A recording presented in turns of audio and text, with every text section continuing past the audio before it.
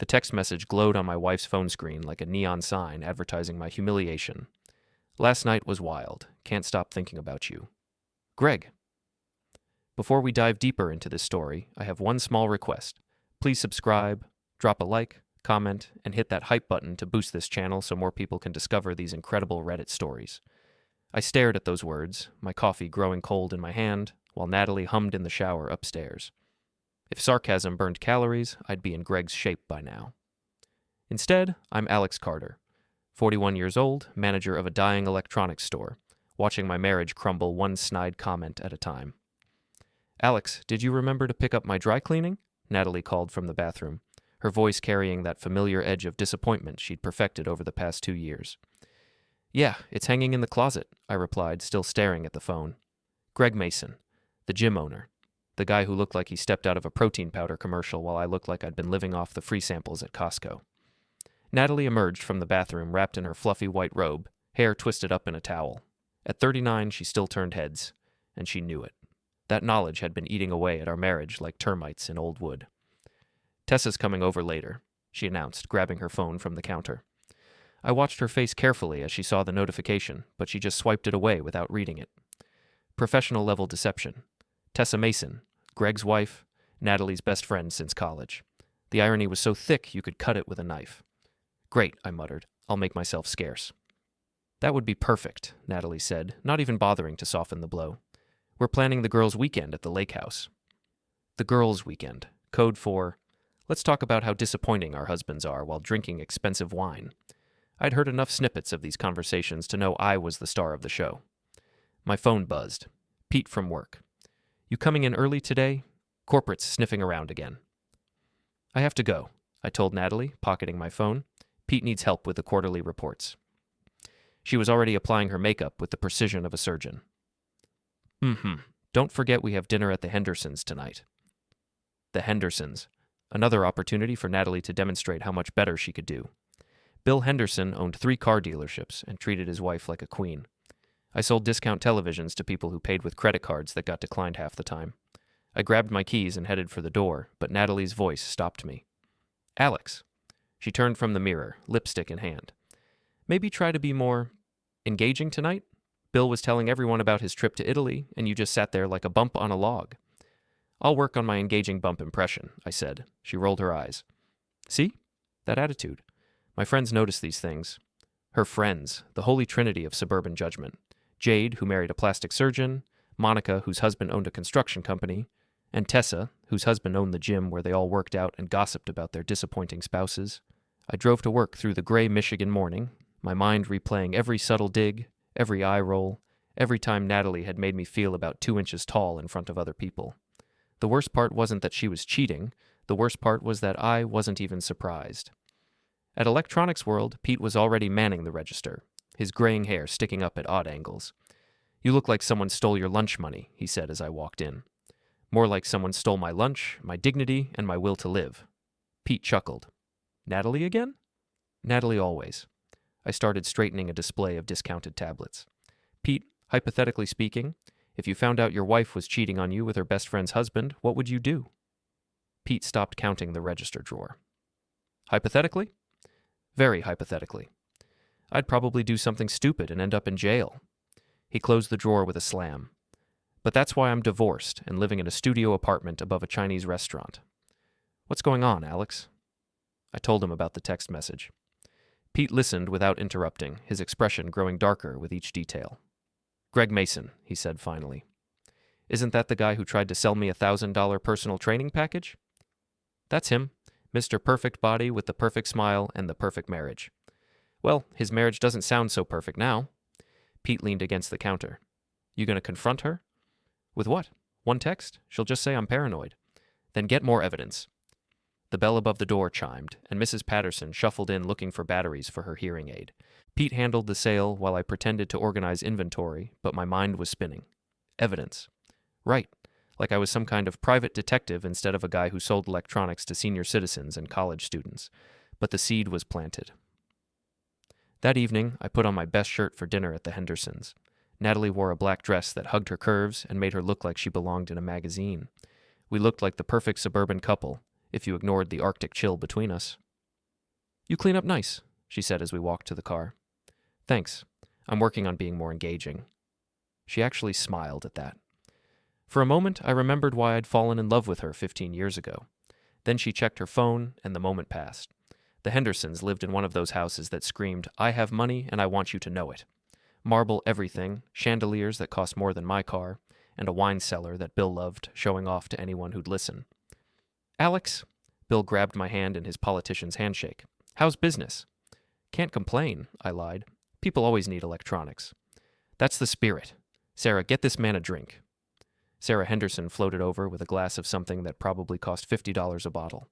She was the kind of woman who made other wives feel inadequate just by existing, but she was genuinely nice, which somehow made it worse.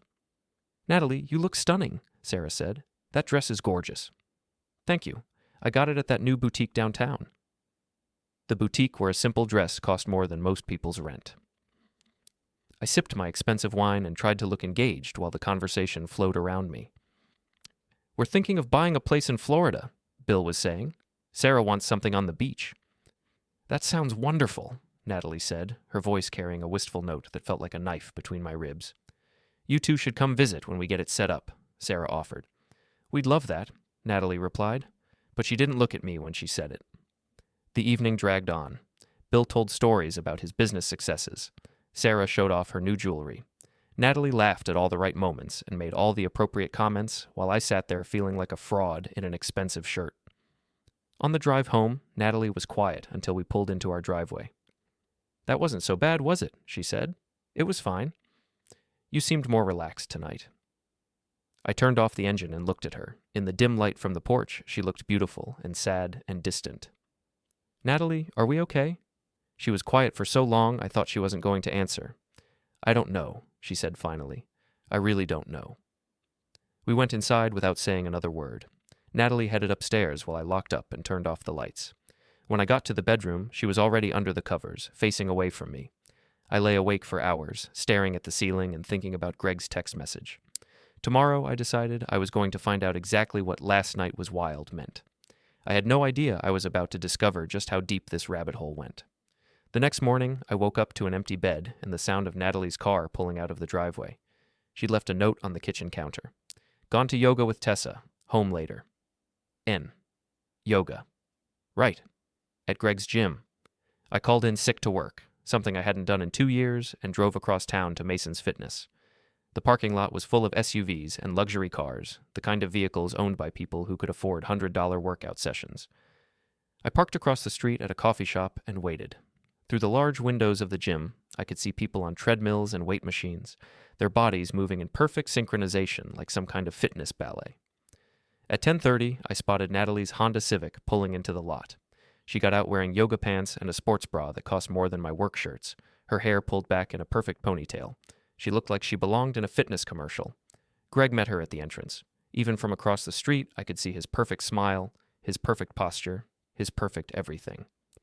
They hugged hello, and the hug lasted just a little too long. My phone buzzed.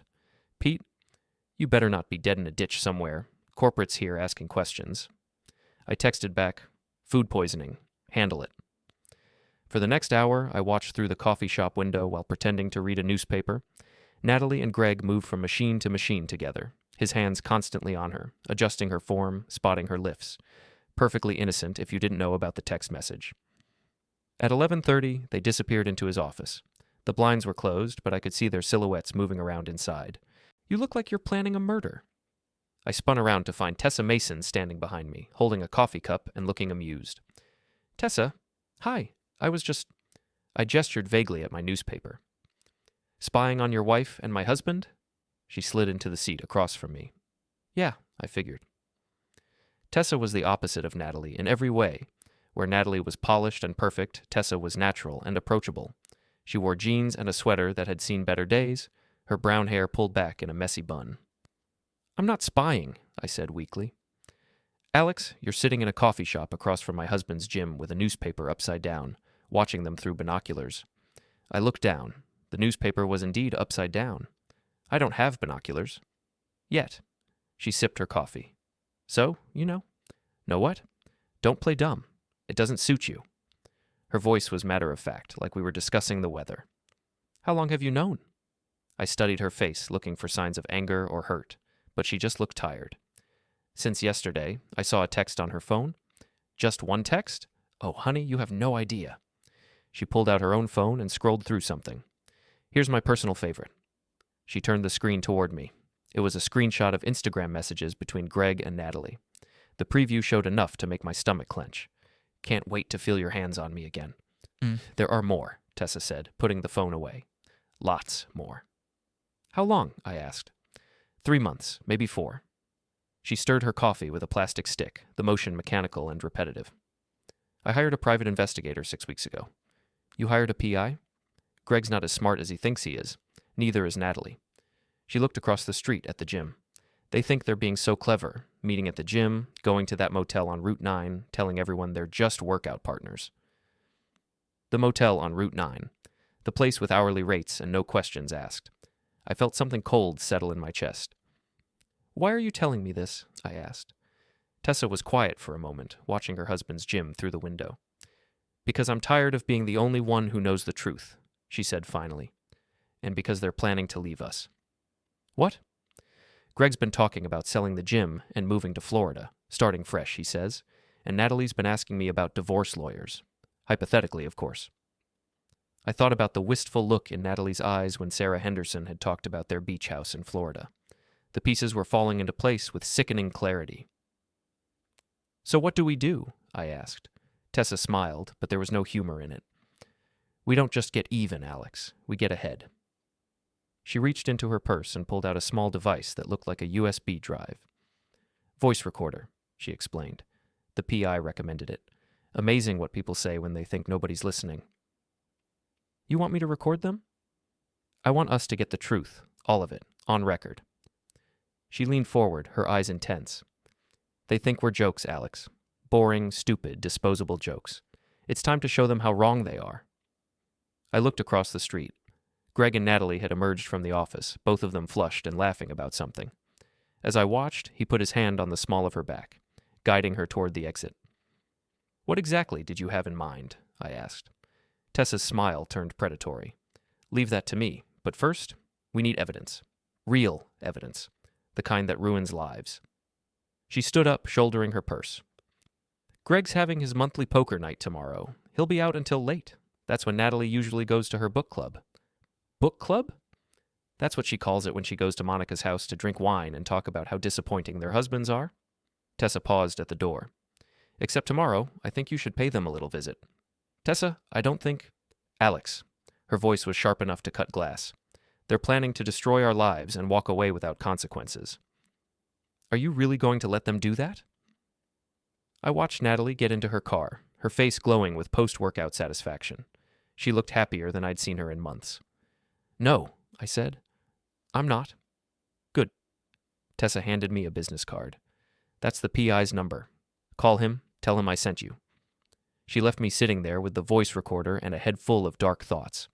Across the street, Natalie was driving away, probably heading home to shower off the evidence of her betrayal. I sat there for another hour, turning the recorder over in my hands and thinking about the last 15 years of my life. The wedding where Natalie had promised to love and honor me. The house we'd bought together. The dreams we'd shared about growing old together.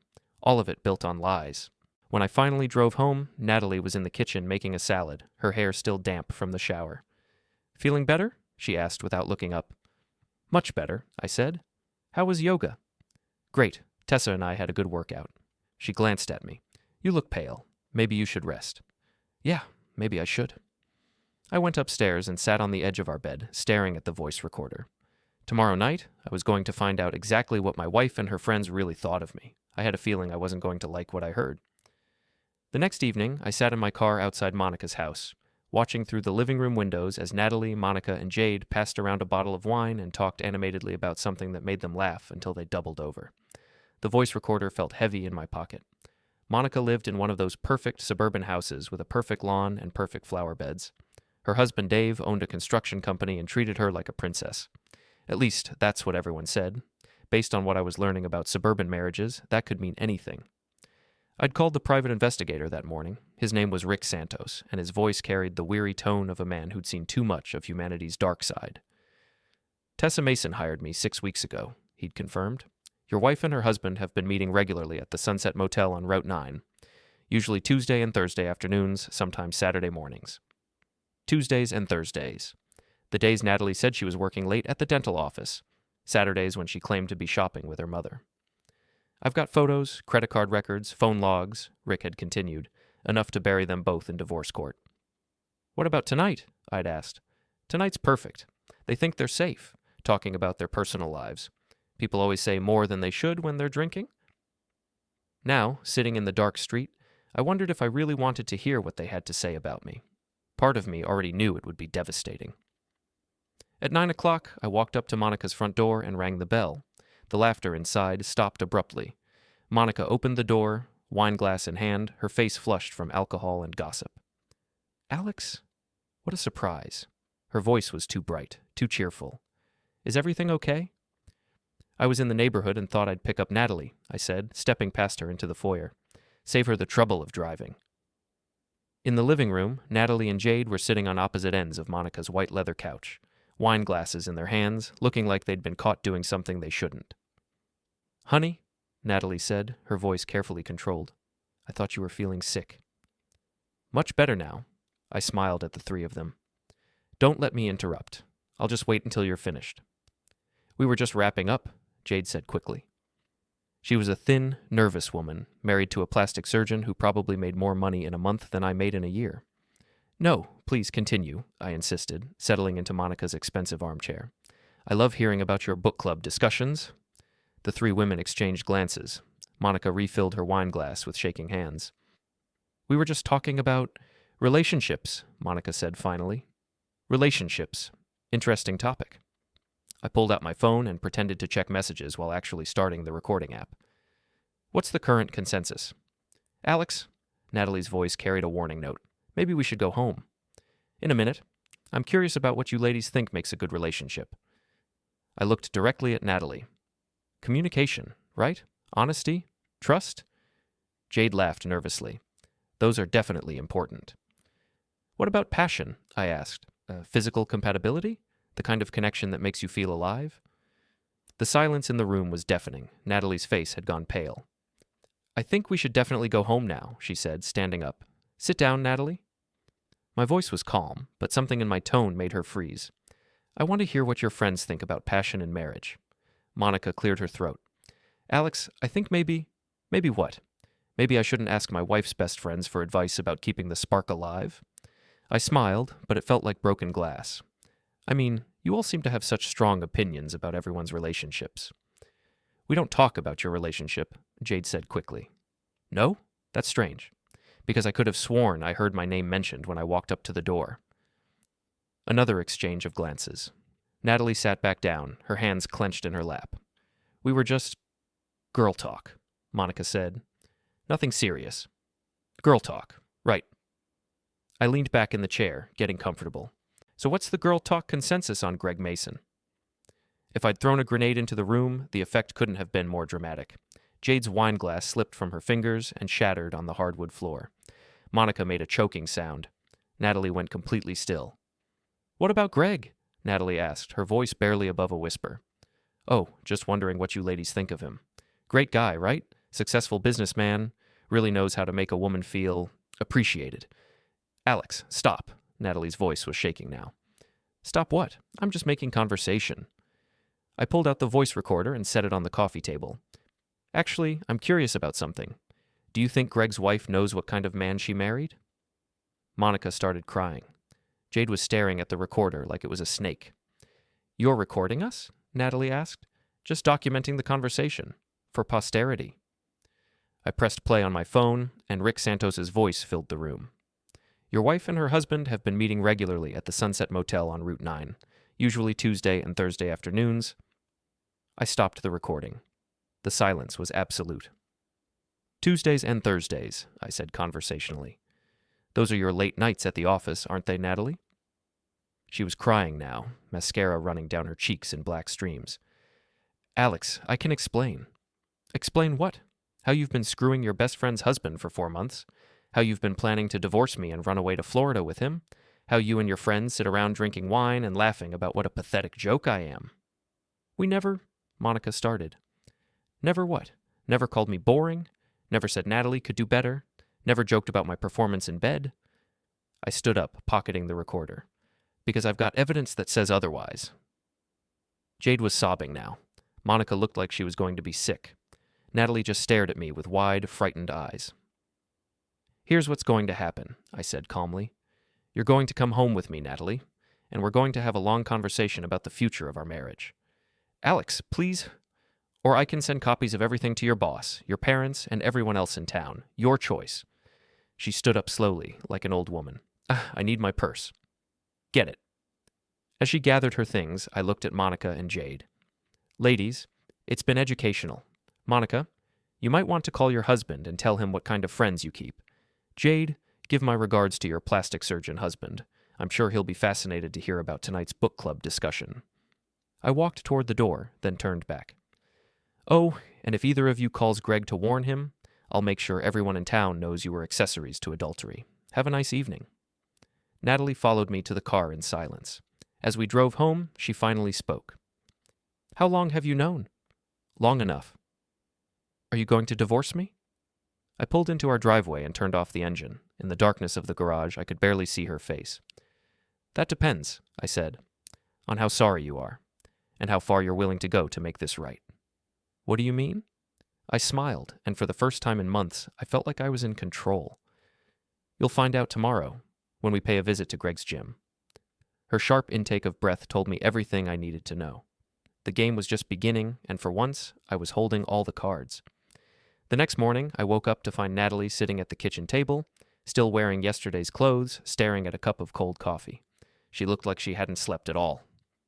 We need to talk, she said without looking up. Yes, we do. I poured myself coffee and sat across from her. But first, you're going to call Greg.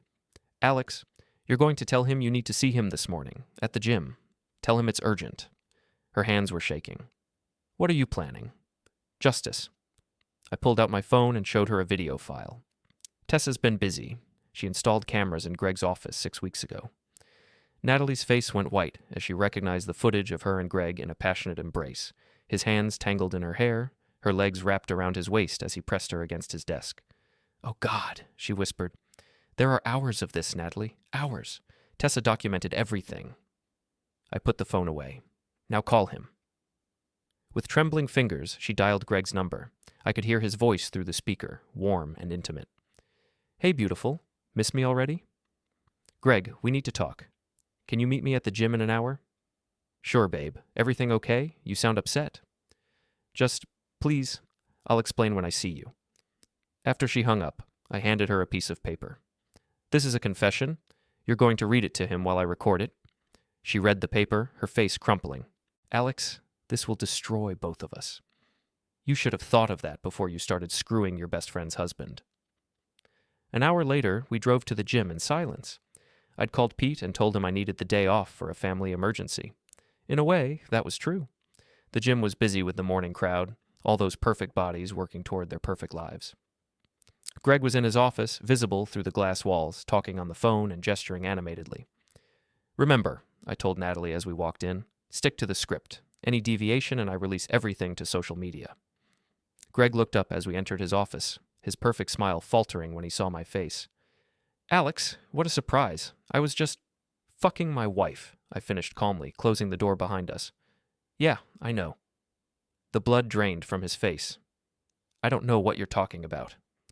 I pulled out my phone and played a snippet of the video. Greg's own voice filled the room.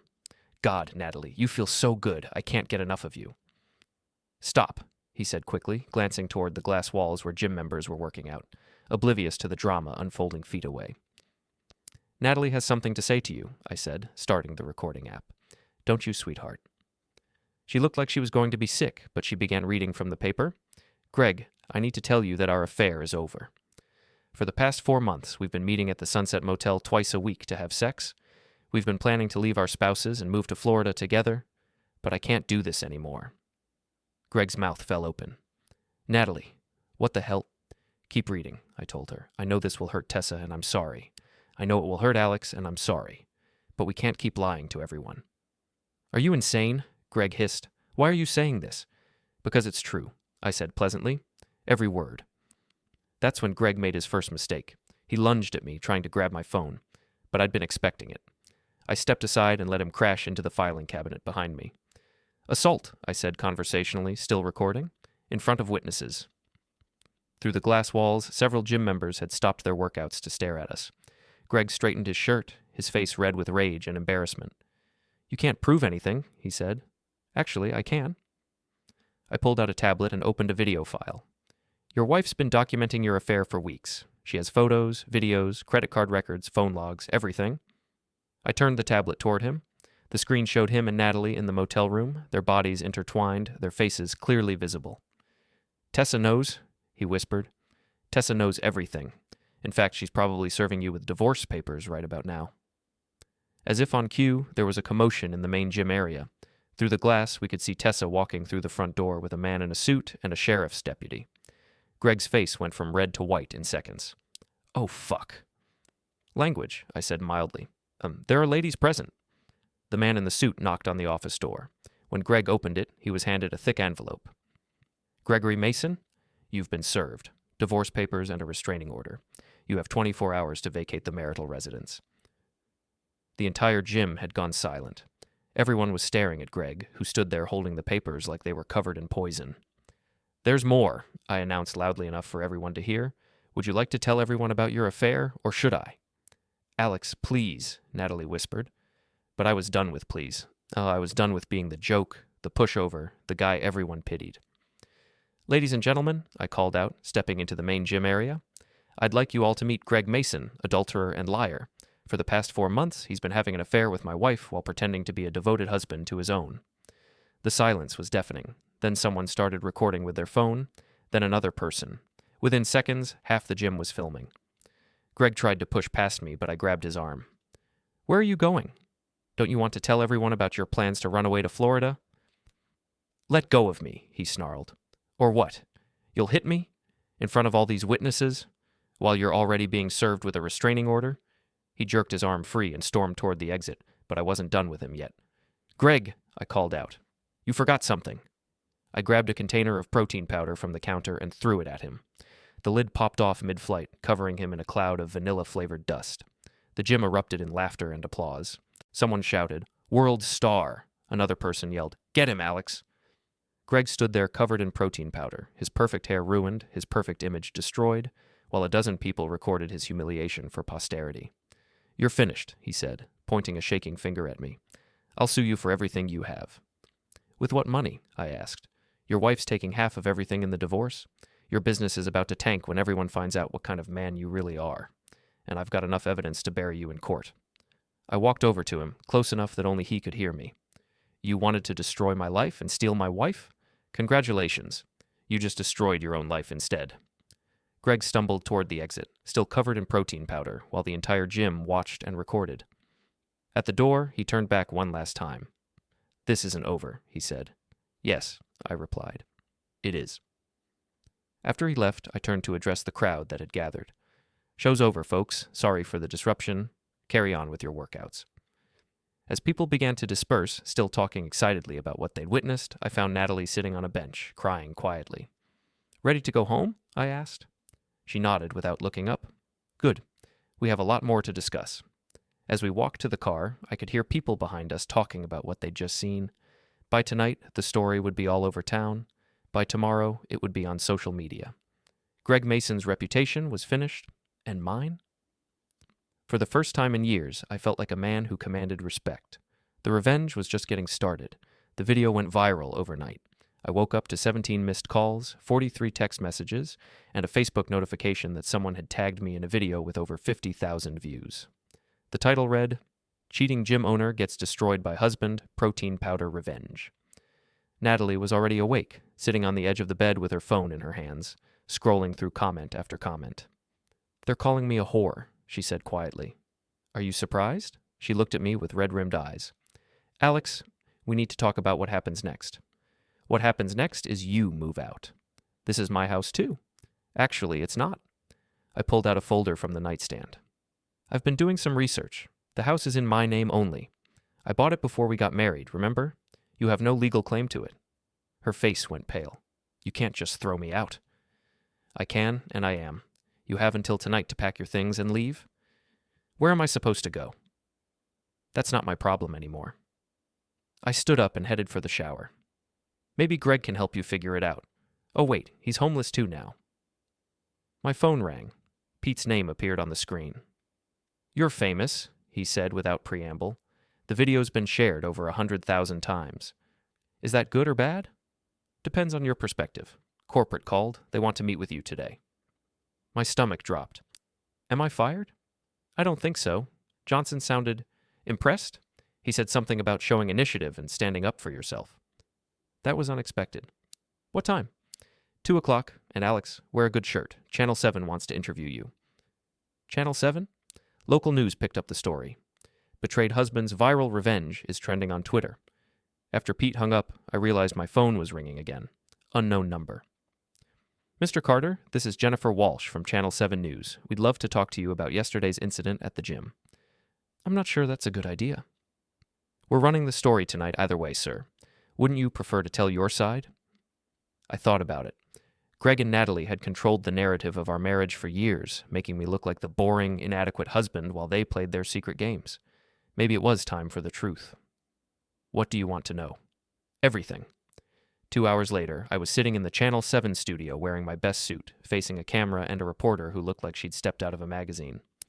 We're here with Alex Carter, the man behind yesterday's viral confrontation at Mason's Fitness, Jennifer Walsh said to the camera. Alex, tell us what led to that moment. I took a breath and told the story. All of it. The months of subtle humiliation, the discovery of the affair, the lies and gaslighting. I kept my voice calm and factual, letting the facts speak for themselves. Your wife was having an affair with her best friend's husband, Jennifer summarized. How did that make you feel? Betrayed. Not just by Natalie, but by people I thought were friends. They all knew what was happening and nobody said a word. What about the protein powder incident? Some people are calling it assault. I threw protein powder at a man who had been systematically destroying my marriage while pretending to be my friend. If that's assault, then I guess I'm guilty. Do you regret your actions? I thought about Greg's humiliated face, covered in vanilla protein powder, while a dozen phones recorded his shame. I thought about Natalie crying on the gym bench, finally facing consequences for her choices. No, I said. I don't regret standing up for myself. The interview aired that evening. By the time it was over, my phone was buzzing with messages from friends, coworkers, and complete strangers. Most of them were supportive. You're a hero, man, one text read. Wish I had your balls.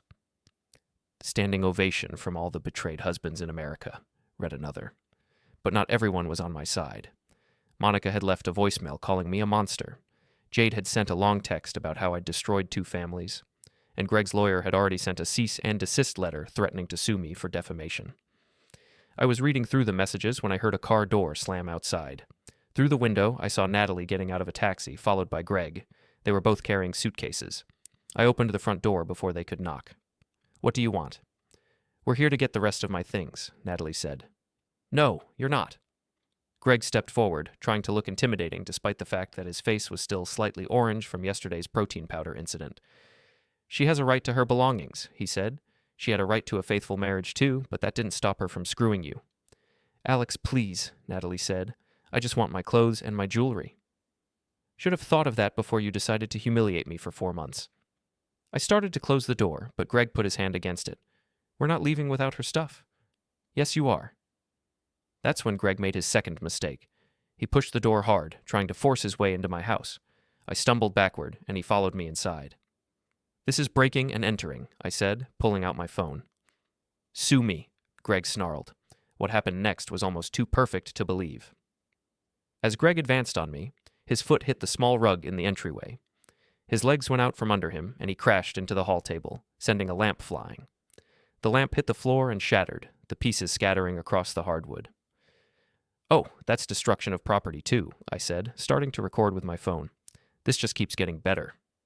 Greg struggled to his feet, his face red with rage and embarrassment. You think you're so smart. Smarter than you, apparently. You just committed 2 felonies on camera. I heard sirens in the distance. Someone must have called the police when they saw the confrontation. Shit, Natalie whispered. Yeah, shit, I agreed. You might want to leave now. But it was too late. 2 patrol cars pulled up outside, their lights flashing. Officer Martinez, whom I recognized from the neighborhood watch meetings, walked up to the open door. "Someone called about a domestic disturbance," he said, taking in the scene, Greg standing among the broken lamp pieces, Natalie cowering by the door, me holding my phone. "Officer Martinez," I said pleasantly. "These two people forced their way into my home and destroyed my property. I have it all on video." "That's not what happened," Greg protested. "Really?" I played back the recording, which clearly showed Greg pushing into the house and knocking over the lamp. Officer Martinez watched the video, then looked at Greg with the expression of a man who'd seen this kind of stupidity too many times. "Sir, I'm going to need you to step outside." "This is ridiculous. I was just trying to help her get her things." "By breaking into someone's house? Sir, please step outside now." As Greg was led away in handcuffs, Natalie looked at me with tears streaming down her face. "Alex, I'm sorry. I'm so sorry." "I know you are," I said. "You're sorry you got caught." "That's not fair." "Fair?" I laughed, but there was no humor in it. "You want to talk about fair? Was it fair when you spent 4 months lying to my face? Was it fair when you and your friends sat around calling me a joke? Was it fair when you planned to divorce me and run away with Greg?" She had no answer for that. "Officer Martinez," I called out. "I'd like to press charges for breaking and entering and destruction of property." "Alex, no," Natalie pleaded. "Please don't do this." "You did this, Natalie. You and your boyfriend. Now you get to live with the consequences." As the police cars drove away with Greg in the back seat, Natalie stood on my front porch looking lost and broken. "Where am I supposed to go?" she asked. "Call Monica. Call Jade. Call your parents. Call anyone except me." "Alex." "We're done, Natalie. The divorce papers will be filed tomorrow." I closed the door and locked it, leaving her standing outside in the growing darkness. Through the window, I watched her call someone on her phone, probably begging for a place to stay. My phone buzzed with a text from Tessa. "Saw the news? Well played." I texted back, "This is just the beginning." And it was. Greg would spend the night in jail and face charges in the morning. Natalie would have to explain to her family and friends why she was suddenly homeless and husbandless. Their affair was now public knowledge, documented and shared across social media for the world to see. But I wasn't done with them yet, not by a long shot. Tomorrow, the real revenge would begin. By noon, the square was a furnace of bodies and noise. Tessa had promised a rally. What she delivered was a public execution. She stood on the little wooden platform in her black dress like a priestess of reckoning, voice steady, eyes bright. "Truth," she said, "isn't gentle, but it is final." The crowd loved it. Phones up, news vans idling. Someone had even brought lawn chairs. Then she turned, found me at the back, and smiled the smile of a woman who'd already won. "Alex Carter," she called. "Come tell these people what justice feels like." I hadn't agreed to this. We'd agreed I'd stay invisible, but 300 faces swiveled toward me at once, and the path to the stage opened like the Red Sea in reverse. People pushing me forward, clapping me on the shoulders, shouting, "Speak your truth, man!" So I climbed the steps. Tessa handed me the mic. It was warm from her hand. I looked out. Monica and Jade were by the fountain, arms crossed, trying to look anywhere but at me. In the distance, Greg and Natalie were elbowing through the crowd, late to their own funeral. 6 days ago, I started, I learned my wife was sleeping with her best friend's husband. Dead silence. You could hear the courthouse clock tick. I also learned that half this town knew and thought it was hilarious. They called me Poor Alex. Clueless Alex. Said I didn't deserve her. I let that settle. Maybe I didn't, but she sure as hell didn't deserve to lie to my face for 4 months while planning to clean me out in a divorce and run to Florida with a deadbeat who can't pay his light bill. Greg tried to shout something. Nobody cared. I hooked my phone to the PA. Hit play. Greg's voice boomed across the square, tinny and desperate. "Just need a little more time, babe. Once we get Alex's settlement money..." Natalie's voice, small. "What settlement money?" The recording kept going. Every secret, every greedy little plan laid bare in front of God and Channel 7. The crowd turned feral. A water bottle sailed past Greg's head. Someone yelled, "Get out of our town!" Phones flashed like paparazzi lightning. Officer Martinez appeared, barking into his radio, but even he looked like he was enjoying the show. Natalie made it to the foot of the stage, mascara rivers down her cheeks, clawing at my jeans. "Alex, please, turn it off. I'm begging you." I crouched so only she could hear me. "You begged him in that motel too, didn't you? Different reason." I straightened, handed Tessa the mic, and walked off the stage. The crowd parted again, this time like I was Moses, and they were proud of it. Hands on my back, people telling me I was a hero, a legend, a king. Behind me, Tessa wrapped it up clean. Let this be a warning. Cheat in this town, lie in this town, and the town will chew you up and spit you out on live television. I didn't look back. Jennifer Walsh caught me at the edge of the square, cameraman rolling. Mr. Carter, one question. How do you feel right now? I watched Greg trying to shield Natalie while the crowd closed in, phones still recording every tear. I smiled for the first time in months, like a man who just burned the village down to get rid of the rats. Then I walked away. The jeers followed Greg and Natalie all the way to their cars. By nightfall, the clip was trending nationwide. Yicker Town Square takedown. Their gym shuttered the next week. She moved 3 states away. He vanished. Rumor says he's bouncing at some beach bar in Clearwater, telling tourists a different story every night. Me? I kept the house, kept my daughter on weekends, kept my head high when I walked through that same square every morning for coffee. People still nod, some still clap me on the shoulder, I just nod back. Truth isn't gentle, but damn, it feels good when it's finally yours.